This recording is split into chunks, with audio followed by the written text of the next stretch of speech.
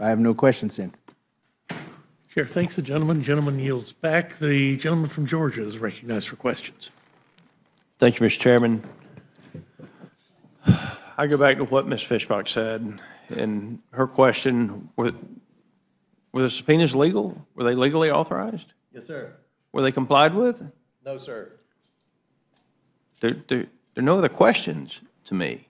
And so I would suggest that before the vote is put on the floor, that Merrick Garland, if he complies with the subpoenas, then we not push forward with the vote at that stage. But I want to say this about how disingenuous it is of people who have been to law school admitted by a bar, I assume, to say that a conviction in a state court is the same as a conviction in a federal court.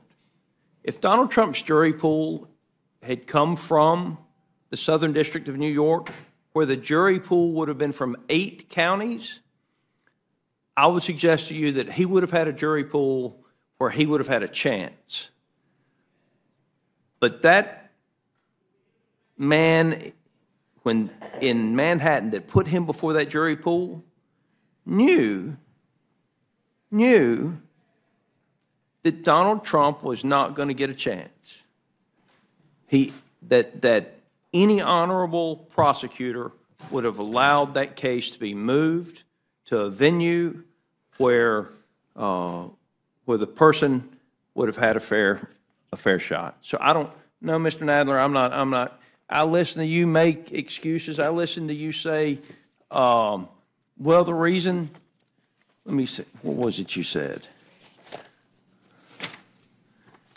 The reason to withhold is that it might be, someone might change it. Well, they might not want to release the thing. I'm not aware of the person who's being subpoenaed having the choice to comply or not to comply with the subpoena. Okay, Mr. Nadler, do you have a choice? Well, I want you to answer this question. If you were subpoenaed, do you have a choice not to comply with the subpoena?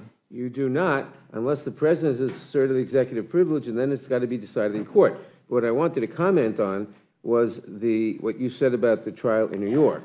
The trial was conducted by a New York County prosecutor in New York County because it was a violation of state law, not federal law. Now, he may have violated federal law too, but that was But I'll reclaim my time. But the two of you on the Democratic side have acted as if that conviction in a very limited jury pool would be the same as conviction.